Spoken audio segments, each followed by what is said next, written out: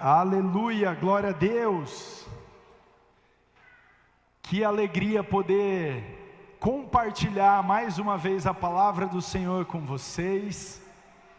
E que nessa noite você possa preparar o seu coração para receber exatamente tudo o que o Senhor tem para você. Amém? Amém? Amém. Amém. As crianças, todas as crianças que vão ser abençoadas por uma palavra especial, podem se dirigir a salinha. Tia Tuca, tia Vicky, tia Lude, tia Gabi, está todo mundo esperando vocês. E que Deus possa estar abençoando as nossas crianças nesse momento, amém? Amém? Amém, que bênção. Gente, eu queria convidar a igreja a abrir a palavra do Senhor comigo em Gênesis 2. Gênesis 2. Não vou esperar muito, tá fácil abrir em Gênesis 2, hein? Tem gente que abriu lá no meio da Bíblia e tá assim, onde que é? Gênesis, o primeiro livro da Bíblia, para te ajudar. O segundo capítulo da Bíblia, Gênesis 2, do 15 ao 17, a gente vai ler. Gênesis 2, do 15 ao 17. Amém? A palavra do Senhor diz assim em Gênesis 2, 15: O Senhor Deus colocou o homem no jardim do Éden para cuidar dele e cultivá-lo. E o Senhor Deus ordenou ao homem: coma livremente de qualquer árvore do jardim, mas não coma da árvore do conhecimento do bem e do mal, porque no dia em que dela comer, certamente você morrerá.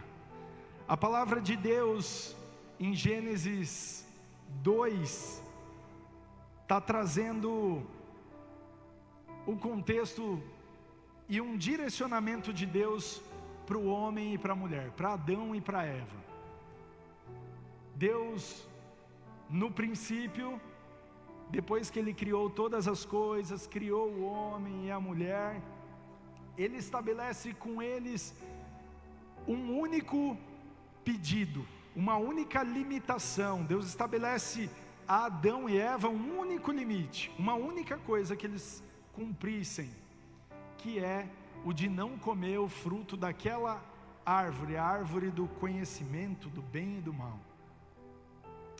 Em meio àquele jardim tão grande, tão perfeito, Deus apresenta diante do homem e da mulher uma única restrição: vocês podem comer tudo, podem comer dos mais variados tipos de frutos que vocês vão encontrar aqui, menos aquele. E a palavra de Deus não nos diz quantos dias levou para que o homem e a mulher descumprissem ou quebrassem esse limite com Deus. Mas eu consigo imaginar e criar na minha cabeça aqui uma história. Eu sou muito fantasioso e eu tento entrar mesmo nesse contexto, tentar entender como é que foi esse pedido de Deus para eles. Eu consigo imaginar Adão e Eva passando, percorrendo pelo jardim toda vez e passando pela árvore, olha ali, né, olhando todo dia. Eu não sei se eles tinham uma rotina, se eles faziam academia algum dia ou caminhada. Quem tem hábito de fazer caminhada aqui? Espera aí, gente, espera aí. Vou perguntar de novo. Quem tem hábito de fazer caminhada, atividade física aqui qualquer? O Dunga, atividade física. Agora tem 6 pessoas na igreja. Gente, tá tudo certo. Quem não tá fazendo, meu Deus, que fase, igreja. Vamos criar, François. Tem algum instrutor, alguém formado em educação física aqui? Cara, não. O Robinho não é instrutor. Não. Laurindo também não. Gente, está feio, vamos fazer atividade física, amém? Amém? O Júlio está fazendo o que eu sei, eu estou junto com vocês, eu não ia levantar a mão também, porque mas eu estou voltando, aleluia, em nome de Jesus. Eu não sei se Adão e Eva era igual eu e você, se eles faziam caminhada ou não, se eles percorriam todo o jardim, mas eu acredito que em algum momento eles olhavam para aquilo e falavam entre eles assim: aquela é a árvore, nossa, você percebeu como é que aquele fruto está diferente hoje?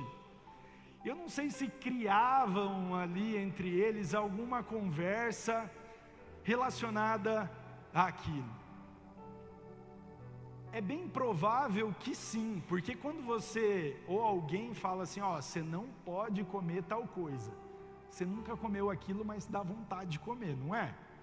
Às vezes você vai fazer um exame que você precisa estar em jejum 8 horas, que é fácil, ou 12 horas, e fala assim, você não pode comer. Você nunca comeu depois das 10 horas da noite, mas naquele dia que você não pode comer, dá uma fome, não é? Então, eu acredito que Adão e Eva meio que passaram por isso. Talvez naquele jardim tinha tantos outros frutos tão mais bonitos do que aquele que Deus falou para que eles não comessem, mas eu acho que porque Deus ordenou que eles não comessem, aquele fruto ficava ainda mais formoso, ainda mais apetitoso, até que eles acabam descumprindo ou ultrapassando esse limite estabelecido por Deus. Não sei se Deus colocou uma faixinha, sabe aquelas faixas do FBI? Será que Deus colocou uma faixa assim e eles, pularam aqui, pegaram? Eu não sei o que Deus fez, mas o limite foi estabelecido. E esse limite foi quebrado, a partir do momento que eles comem daquele fruto, e nós carregamos as consequências disso até hoje. E as consequências dessa desobediência é a limitação dos nossos dias aqui na terra, dores, sofrimentos, né? A perseguição e até mesmo a quebra do relacionamento entre o homem e Deus. A consequência daquilo, por mais que trouxesse dor, sofrimento, a limitação dos nossos dias aqui nessa terra, as perseguições, mas o mais importante é que o relacionamento entre o homem e Deus foi quebrado. E embora o Senhor tenha concedido a liberdade ali naquele momento, Ele também tinha estabelecido alguns limites. E as cidades históricas, como a gente conhece na Bíblia, elas também tinham e eram fortificadas por muros que protegiam elas contra os seus inimigos, né? E Deus coloca esses limites na nossa vida com o intuito de trazer proteção para mim e para você. Quando Deus estabeleceu para Adão e Eva, vocês não podem comer daquele fruto, Ele não estava colocando uma regra simplesmente para eles, mas Ele estava colocando uma condição de cuidado, de proteção a eles, por conta das consequências que aquilo ia gerar. Vocês estão conseguindo me entender? Amém? E toda vez que a gente sai fora desse limite estabelecido por Deus nas nossas vidas, a gente fica exposto, fica vulnerável e bem suscetível a cair contra qualquer investida do inimigo. E talvez você tenha recebido aí uma borrachinha aí, né? Amém? Quem está com a borrachinha, pega aí, tira ela, isso, tá? Isso. E você vai olhar para a pessoa do seu lado e vai pegar uma das borrachinhas e fazer assim. O Du não recebe, pode ser a sua e do Aldo, o Aldo e a Dudu. Vocês vão fazer assim, com a pessoa que está do seu lado. Cada um vai pegar na pontinha do dedo uma das borrachas e fazer assim, Isso, pode ser uma das borrachas só. Acho que vão sobrar borrachinhas aí. Isso. A Radassa não tem? Aí, a Radassa e a Lu. Tem alguém sem borrachinha aí?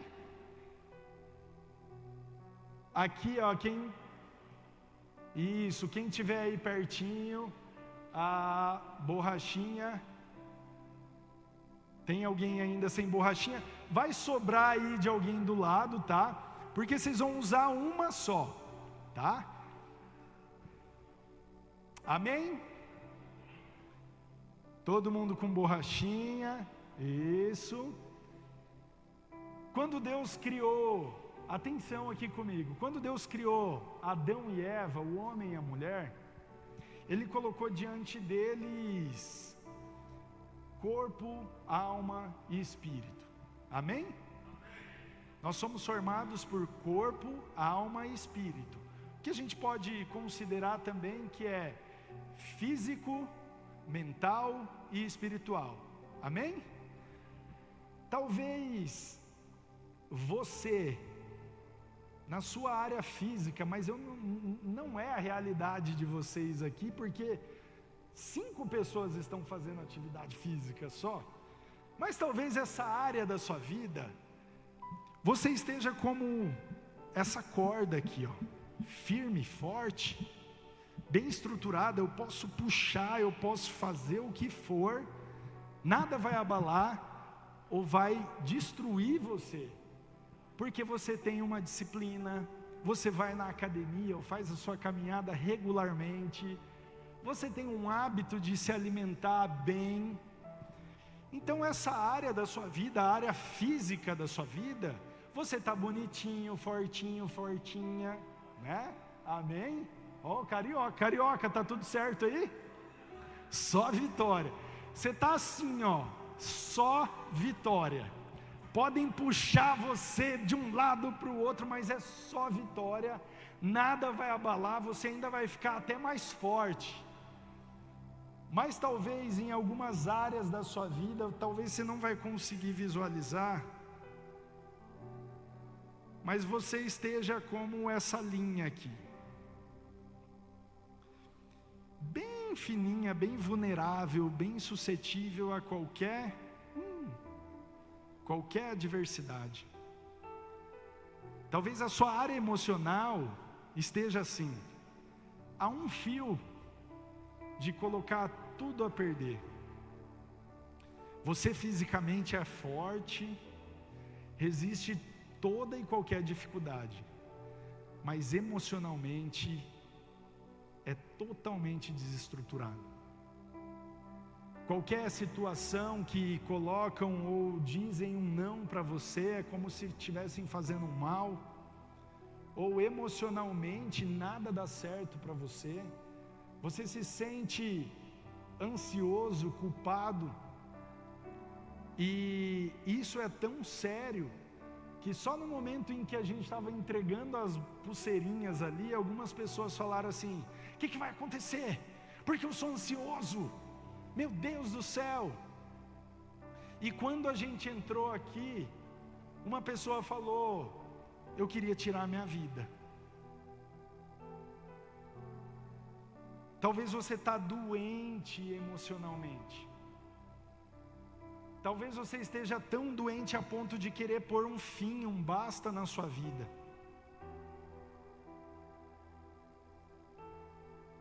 E talvez mentalmente você não consegue se encontrar ou não dá certo em nada naquilo que você faz.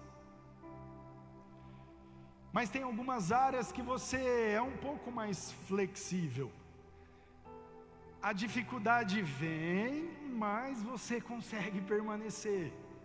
Você consegue permanecer 1 dia, 2 dias, 3 dias. Eu não estou tão forte assim, ó. Mas quando ela vem, e eu queria que você esticasse o máximo que você conseguisse aí. O máximo, puxa, gente, tem umas pessoas que não vai, puxa, vai Júlio, vai mais Júlio, vai mais, sem dó, Foi? Foi? Amém? Talvez você, vem aqui comigo, talvez você é essa pessoa que é flexível, você consegue segurar as pontas em muitas dificuldades ou em muitos momentos difíceis, mas chega um momento que você explode. E isso não faz só mal a você, como a pessoa que está aí do seu lado, as pessoas que estão ao seu lado, talvez machuca, vai ferir você. Talvez o Júlio não estava querendo puxar muito, porque eu acho que a sua mãe, o Júlio não quer fazer mal para a mãe dele, e daí ele fica com receio, mas às vezes a gente estoura e acaba machucando as pessoas que a gente mais ama.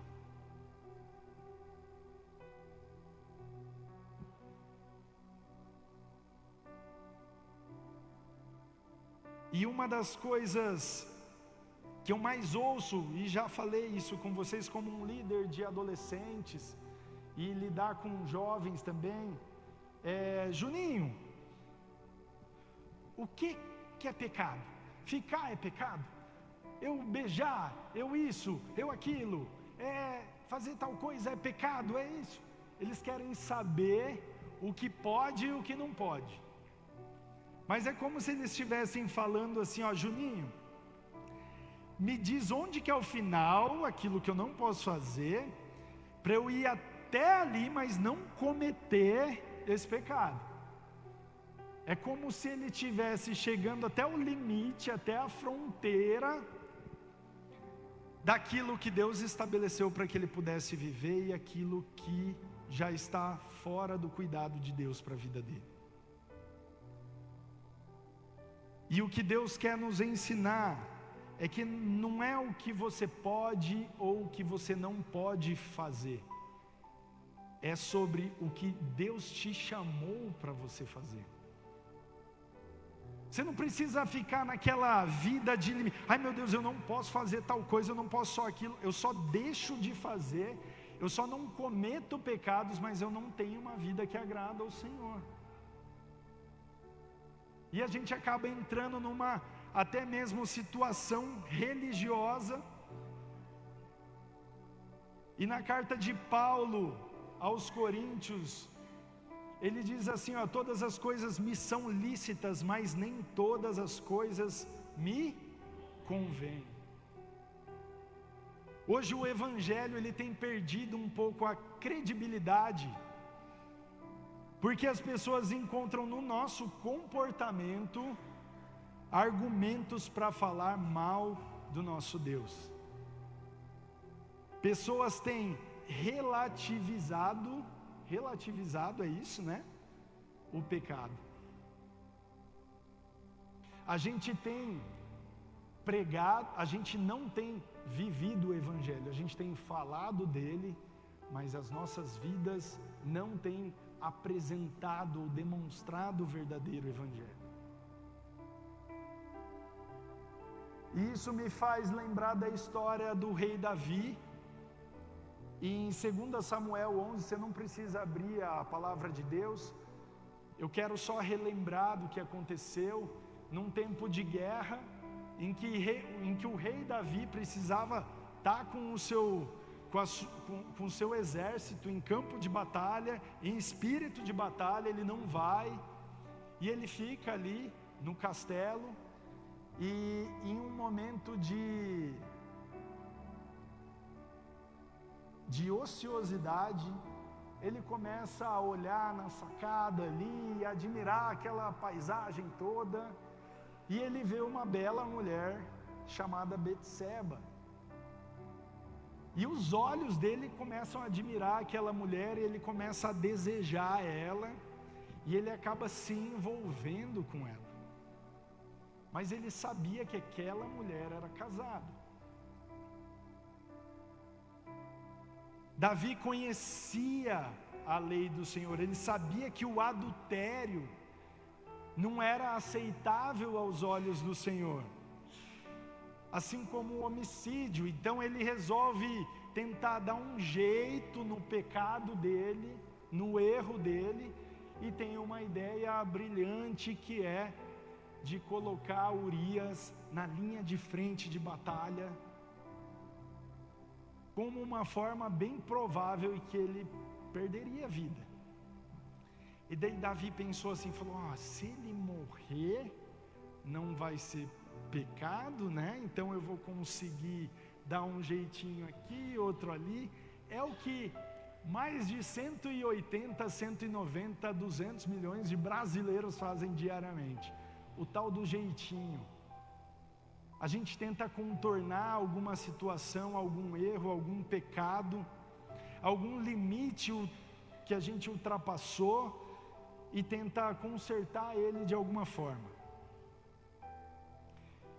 Mas ele só não esperava que Deus entenderia que ainda assim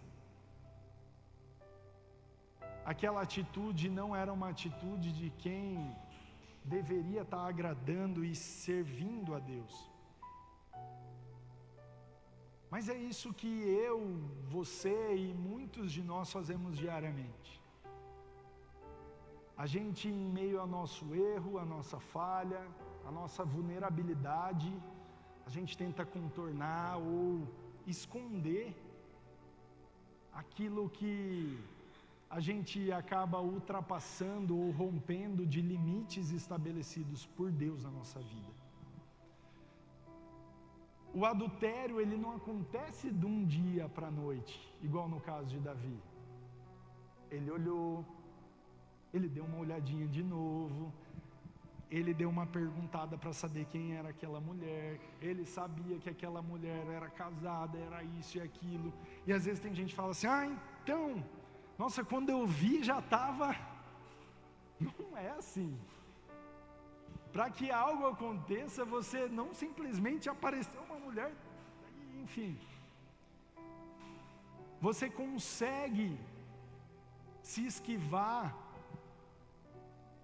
e sair de uma situação que pode mesmo fazer com que você saia da presença e do cuidado de Deus na sua vida. E eu, como pai de uma criança de 1 ano e 10 meses, eu lido com isso todos os dias. Hoje a gente estava almoçando lá no François e na Tuca, e o Joaquim, ele estava indo em direção à piscina, e não tinha nenhuma proteção. E você fala, filho, não pode ir na piscina. O que ele faz? Ele vai na piscina. Como toda criança que não entende ainda que aquilo que o pai e a mãe dele estão estabelecendo, colocando diante dele, não é simplesmente uma proibição, e sim uma atitude de cuidado para que ele não seja prejudicado. Assim como eu falo, filho, não pode pôr o dedo na tomada. Ele fala o quê? E põe o dedo na tomada. Ele talvez hoje não entenda que aquela proibição, ou pegar ele, ou não deixar ele ir perto da piscina, aquilo pode ser muito chato, muito ruim, ele pode fazer birra, pode ficar bravo, mas ele ainda não entende que é uma atitude de cuidado para a vida dele. E Deus estabelece na palavra dele muitas coisas para que eu e você que a gente não saia daquele limite de cuidado de Deus na nossa vida. Mas quanto mais a gente sabe, mais próximo a gente fica ali das fronteiras, entre um pecar e voltar, mas as fronteiras, elas colocam a gente numa questão de vulnerabilidade. E é onde que, muitas vezes, a gente acaba caindo, perdendo a paciência, frustrando pessoas, cometendo atitudes que desagradam não só a Deus, mas a muitas pessoas que estão à nossa volta. E a gente acaba não entendendo que o fato da gente não poder fazer aquilo está debaixo de um cuidado de Deus para a nossa vida. E a gente acaba entendendo e achando como uma limitação. Ah não, é muito careta. Não, as pessoas fazem isso, não tem problema não. Deus é amor. Deus, Ele perdoa. Deus é amor, Deus perdoa. Mas Deus não te chamou para que você fique nessa vida inconstante de altos e baixos. E quando a gente vai um pouquinho mais adiante nessa palavra de Deus, no capítulo 3, no verso 7, a palavra de Deus já nos diz, depois que Adão e Eva acabam rompendo, ultrapassando, violando aquele limite estabelecido por Deus, a palavra de Deus diz que eles ficam preocupados, né? E diz mais ou menos assim, ó. Eu vou até ler um pouquinho antes, tá? No capítulo 3, o 6. Quando a mulher viu que a árvore parecia agradável ao paladar, era atraente aos olhos, e além disso desejável para dela se obter discernimento, tomou do seu fruto, comeu e deu ao seu deu a seu marido, que comeu também. No 7 diz assim, ó: os olhos dos dois se abriram e perceberam que estavam nus. Então juntaram folhas de figueiras para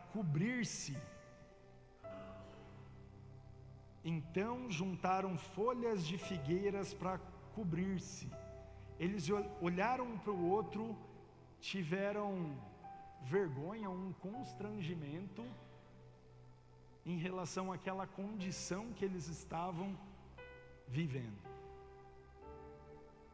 Qual é o fruto que tem afastado você da presença e do cuidado de Deus na sua vida? Talvez a gente tenha carregado esses frutos com a gente, e em alguns momentos oportunos a gente vai e acaba dando uma mordidinha só. Não, mas é só uma coisinha. Não vou comer toda a fruta, mas eu tenho, se precisar ali, eu sei onde pegar, eu sei onde encontrar mais desse fruto. O que é aquilo que tem afastado, tirado você daquela área de proteção e de cuidado de Deus? Porque quando Deus estabelece um limite, Ele está fazendo com que não só a gente fique debaixo do cuidado e do amor dEle, mas que a gente entenda e viva uma vida plena nesse lugar. Não é simplesmente não pecar mais. A gente sempre compartilha nos encontros com Deus sobre arrependimento. Arrependimento, muitas pessoas ainda têm um entendimento errado sobre arrependimento. As pessoas acham que arrependimento é simplesmente eu parar de pecar. Vamos supor que o meu pecado é aquele extintor, e eu estou indo em direção ao meu pecado, e às vezes eu estou tão desesperado em ir em direção ao meu pecado, e falo assim, não, eu me arrependo, eu não vou mais pecar, e eu simplesmente eu paro de ir em direção ao meu pecado. Arrependimento não é isso, porque enquanto eu simplesmente paro de ir em direção ao meu pecado, ele ainda está no meu campo de visão, e todo dia eu consigo ver ele, todo dia eu vou chegando mais perto dele, e quando eu vejo eu já estou abraçado nele. Arrependimento a gente pode compreender, e um exemplo que a gente sempre dá é na vida de Zaqueu, quando Jesus o encontra e diz que quer ir jantar na casa dele, e naquele momento Zaqueu fica tão surpreso e fala, meu Deus, lá em casa ele pula daquela árvore e prepara um banquete para Jesus. E eu consigo ver Jesus ali trocando uma ideia com Zaqueu, com todo mundo, e Zaqueu diante da mesa. Daí no meio daquela conversa, Zaqueu levanta e fala assim, Senhor, e só para você entender quem era Zaqueu, Zaqueu era um cobrador de impostos, e quando Jesus disse que queria ir jantar na casa de Zaqueu, as pessoas ficaram horrorizadas, falaram, onde já se viu? ele vai na casa daquele cobrador de impostos. Ele não só cobrava impostos, mas ele cobrava indevidamente mais. Então, ele era uma pessoa que roubava. E Jesus fez questão de ir na casa desse cara, e no meio daquela conversa, Zaqueu se levanta e fala: Senhor, se eu roubei das pessoas, eu devolvo o dobro, né? E tudo que eu tenho eu dou, e enfim, ele resolve, ele se arrepende. O arrependimento na vida de Zaqueu não foi: Senhor, eu vou simplesmente parar de roubar. Arrependimento vem do grego metanoia, meia volta, aquilo que eu fazia antes, eu faço o contrário. Senhor, se eu roubava, eu dou. Aquele que roubava agora dá. Não é simplesmente eu parar de pecar, eu parar de cometer aquilo, é eu fazer o contrário daquilo que eu faço. Isso é arrependimento, é eu tirar do meu campo de visão aquilo que me levava ou me conduzia a uma vida de pecado, e eu agir de maneira contrária àquilo. E quando eu vejo Adão e Eva preocupados em como aquela voz do Senhor que havia o chamado aqui, procurando em meio àquelas folhas de figueira algo para fazer de roupa, eu fico me perguntando, será que eles queriam cobrir ali as genitálias, os órgãos genitais dele, com vergonha de Deus ver aquilo que o próprio Deus fez com suas mãos? Quando Adão e Eva tentam cobrir aquilo, a mensagem bíblica, ela não tem a ver com o órgão genital estar exposto ou não. A mensagem tem a ver com intimidade.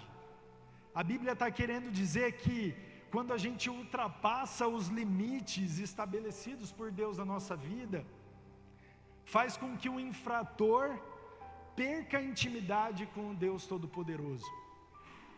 E isso é muito forte.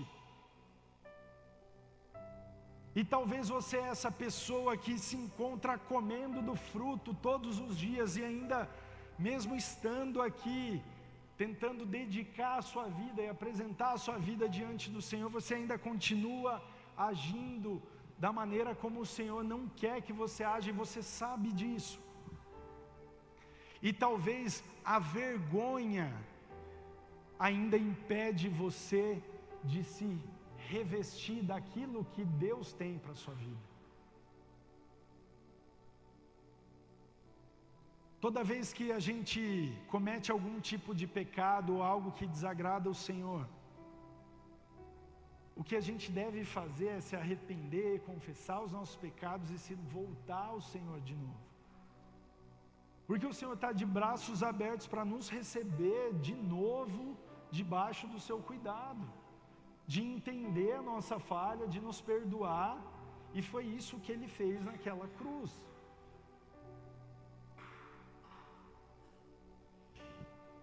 E se a gente seguir um pouquinho mais, no verso 21 do mesmo capítulo 3, a palavra de Deus diz assim: o Senhor Deus fez roupas de pele e com elas vestiu Adão e sua mulher. E o Senhor Deus fez a Adão e sua mulher túnicas de peles e o vestiu, em outras traduções. Eu consigo ver Deus dizendo para eles assim: ó, peraí, gente, essas folhas aí não vão funcionar não. Vai voar, vai secar, não vai dar certo, vai estar aparecendo alguma coisinha aí. Já que vocês erraram, eu vou preparar uma roupa específica para vocês. Porque fui eu que criei você. E eu não queria ver você nessa situação que você se encontra, envergonhado, abatido, desanimado, sem a identidade de Deus na sua vida. Não foi para isso que eu te criei. Eu não vou permitir que você se revista de qualquer coisa. Eu ainda continuo sendo seu pai, o seu Deus, o seu Criador. E eu me preocupo com você. Por mais que você ainda não entenda, eu me preocupo com você. E essa pele não podia ser uma pele sintética, não tinha naquele tempo uma tecnologia para a gente simular uma pele, porque se Deus falou que era uma pele, então não tem pele para vestir o homem e a mulher ali sem que alguém morresse, sem que o sangue fosse derramado. Algum animal deveria ser sacrificado para que aquela pele pudesse revestir o homem e a mulher. E no jardim do Éden já começa a aparecer a figura do Cristo, do Salvador, do Cordeiro de Deus, que viria para tirar o pecado do mundo, aquele que nos reveste com vestes novas, através do seu sangue vertido na cruz. A partir dali, Deus, já vendo a atitude, a consequência daquele erro, Ele já começava a pensar num plano que Ele pudesse reconectar o homem, a criatura ao Criador.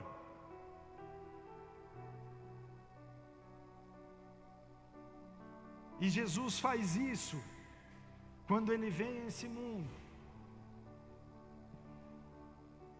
Ele entrega a sua vida para que o meu e o seu pecado fosse perdoado. E o sangue derramado dele naquela cruz trariam novas vestes para mim e para você. E nos possibilitaria ter livre acesso, um novo relacionamento com o Pai. É o que Deus quer, que eu e você saiamos daqui entendendo que os limites dele na minha e na sua vida são estabelecidos ou colocados para que eu e você pudéssemos viver uma vida plena e segura debaixo do cuidado de Deus. Mas que todas as vezes que eu e você nos afastássemos ou quebrássemos ou rompêssemos esse limite, a gente ainda pode crer e confiar que o Senhor é o único capaz de colocar vestes novas em mim e em você, de perdoar o nosso pecado, de fazer com que eu e você pudéssemos nos relacionar com Ele novamente. Eu não sei como é que você se encontra hoje,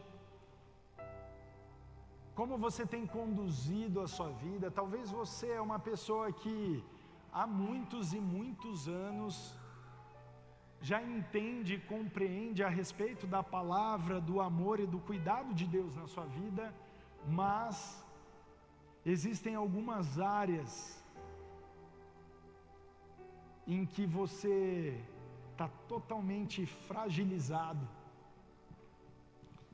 Existem algumas áreas que você tem escondido tão bem das pessoas que ninguém consegue ver que aí por dentro as coisas não andam nada bem. Isso é tão curioso porque na terça-feira eu tenho um amigo que eu trabalhei com ele em São Paulo, quando eu morei em São Paulo.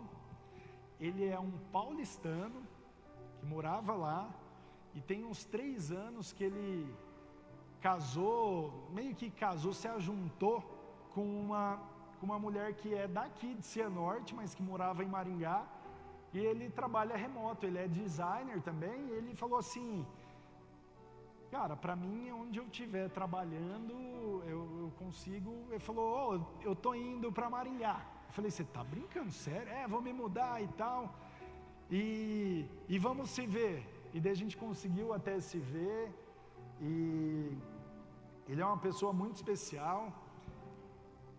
E passaram 2 ou 3 meses, ele me mandou uma outra mensagem. Ele falou assim: ó, sou cidadão cianortense agora. Eu falei: você tá brincando? O cara sai lá de São Paulo e a gente se vê aqui em Cianorte, né? E enfim, eu tive a oportunidade de estar com ele ao longo desses 3 anos pouquíssimas vezes.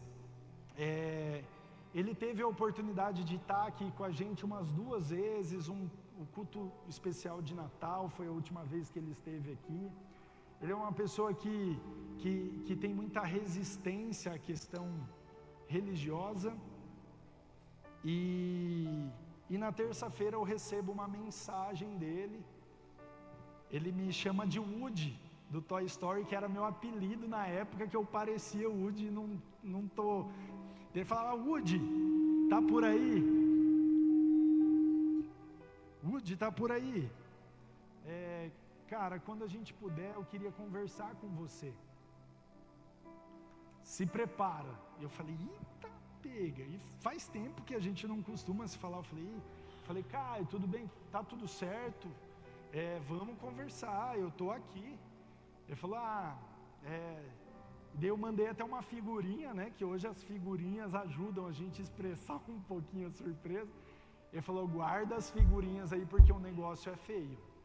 Eu falei: nossa. E já eram umas 9:30 da noite. Eu mandei na hora, eu falei: amor, olha aqui, tal. E eu falei: ó, vamos se ver agora então. Você quer conversar agora? E ele falou: vamos. Daí a gente foi num lugar e ele começou a partilhar um pouquinho do problema que ele enfrentou no relacionamento. E o relacionamento dele tinha chegado ao fim, e de uma maneira bem desagradável assim. E ele é uma pessoa muito tranquila, muito calma, muito serena. Ele não é, por mais que é uma pessoa que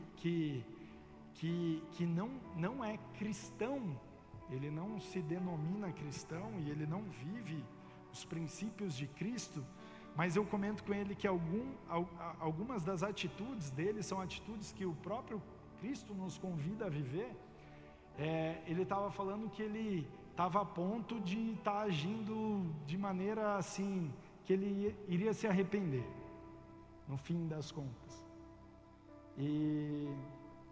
E foi muito bom, a gente ficou um tempo, e onde ele foi se acalmando, ele falou: cara, e no fim da conversa ele falou assim: ó, nossa, eu precisava falar com você primeiro, que é a única pessoa que eu praticamente conheço aqui, fora 2 pessoas da academia dele, que ele falou assim, ainda não seriam pessoas que poderiam ter uma conversa e que eu acho que me faria bem.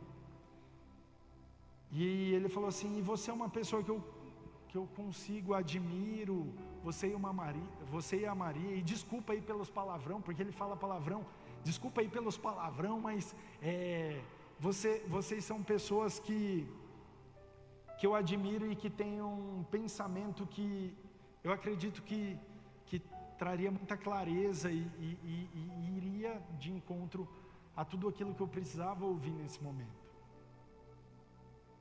E é onde que, ao chegar em casa, eu falei para a Mal, amor, a gente precisa tornar cada vez mais claro aquilo que a gente sabe a respeito de Deus na nossa vida, para que as pessoas, elas não conheçam a Deus por aquilo que a gente fala, mas sim por aquilo que a gente é.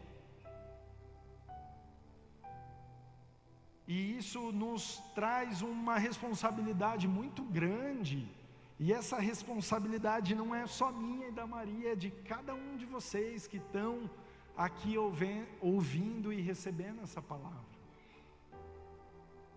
E é para isso que o Senhor nos chamou essa noite, para que a gente possa entender e viver uma vida plena e abundante debaixo do cuidado dEle, de que aquilo que Deus estabeleceu que pode ser ruim para a sua vida, não é nem perto tão bom como aquilo que Deus tem para mim e para você. E que você que se encontra numa vida de frustração e de desapontamento,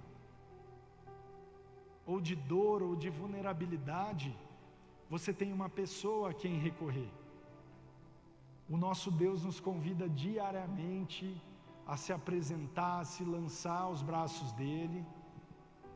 Ele é o único capaz de limpar, trocar as nossas vestes, nos colocar vestes novas, para que a gente possa viver uma vida plena e abundante com Ele. Amém? Eu queria te convidar a se colocar em pé, para que você possa apresentar a sua vida, o seu coração, para que você possa ser mesmo o canal de Deus na vida de outras pessoas. E eu queria partilhar, não estava nem planejado aqui,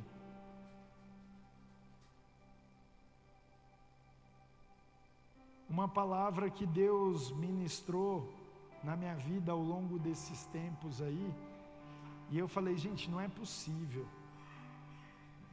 Eu estava ouvindo uma ministração do Luciano Subirá,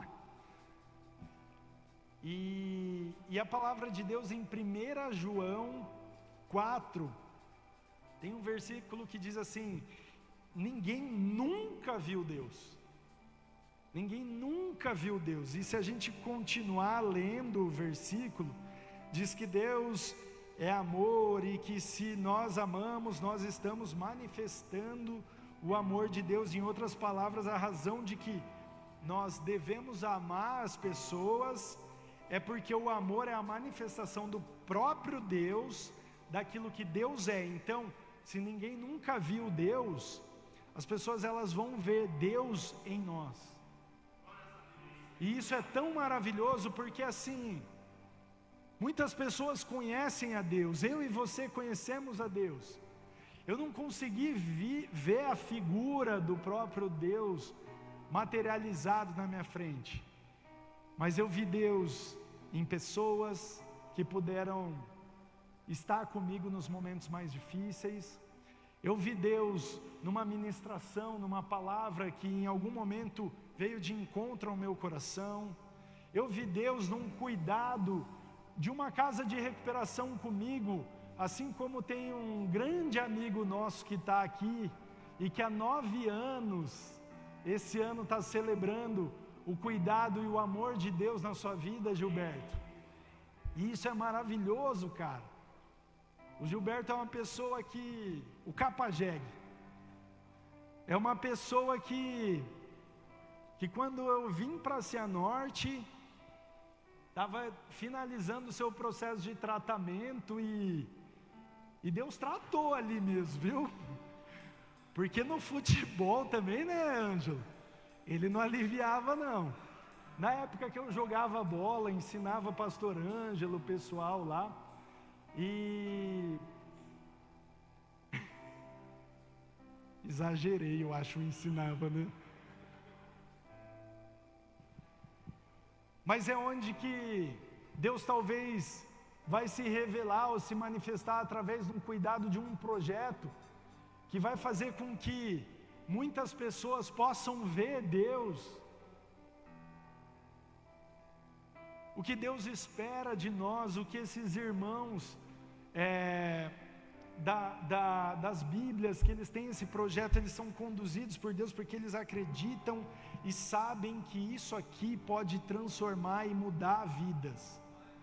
E não só transformar a minha e a sua vida, mas como que aquilo que pode e me encher é tão forte, é tão grande que vai transbordar e alcançar as pessoas à minha volta. Então o Senhor quer fazer de nós pessoas saudáveis, pessoas que entendem mesmo o cuidado e o amor de Deus por cada um, que entendem mesmo a importância de permanecer no centro e no cuidado, na vontade de Deus, de que se você sabe que se você está se afastando tanto dessa presença, desse cuidado, você está ficando muito vulnerável. E é por isso que Deus nos entrega um presente maravilhoso, que é a comunidade, que é essa igreja, que é um corpo, que é eu poder contar com alguém no momento em que eu não estou bem, é eu poder encontrar e ver o amor, o cuidado de Deus numa pessoa no momento que eu estou mais vulnerável ou mais frágil. E Deus quer nos convidar para esse lugar de amor e de cuidado. Que nesse momento, a gente pode, enquanto a gente canta essa canção, você possa apresentar ao Senhor verdadeiramente aquilo que você tem carregado e conduzido na sua vida. Apresentar ao Senhor todos os frutos que você acaba ainda carregando com você, que são o principal motivo de você viver uma vida inconstante, de altos e baixos. De você apresentar ao Senhor áreas da sua vida em que precisam haver um cuidado e um toque, e um trabalhar, um agir de Deus especial. É reconhecer e apresentar tudo isso diante dele. E é para isso que a gente está aqui e que a gente gostaria de orar com você. Enquanto a gente canta essa canção, que você possa ter a oportunidade de apresentar ao Senhor tudo isso. E no fim a gente gostaria de fazer uma oração pela sua vida, para que Deus continue guardando e preservando mesmo os seus caminhos. Eu preciso aprender um pouco aqui. Eu preciso aprender um pouco ali. Eu preciso aprender mais de Deus, porque Ele é quem cuida de mim. Se uma porta se fecha aqui, outras portas se abrem ali. Eu preciso aprender mais de Deus, porque Ele é quem cuida de mim. Deus cuida de mim. Deus cuida de mim. A sombra das suas asas, Deus cuida de mim. Eu amo a sua casa e não estou sozinho, não estou sozinho, pois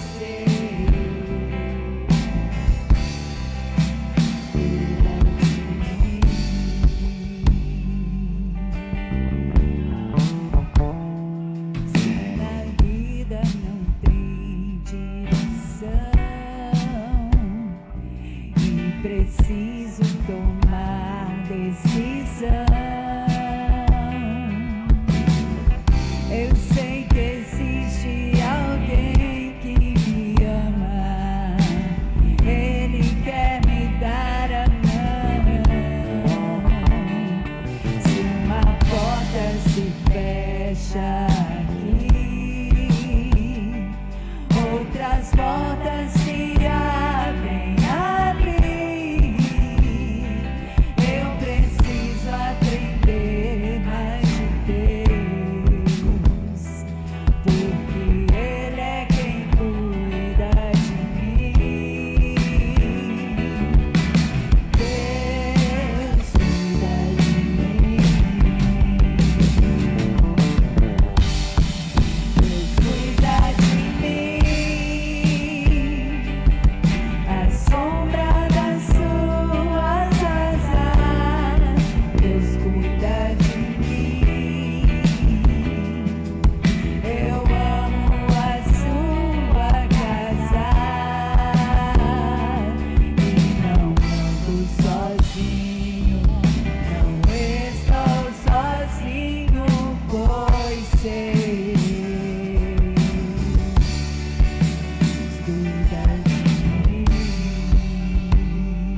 Pai, nós queremos entregar nas Tuas mãos tudo aquilo que agora foi ministrado e tocado no nosso coração.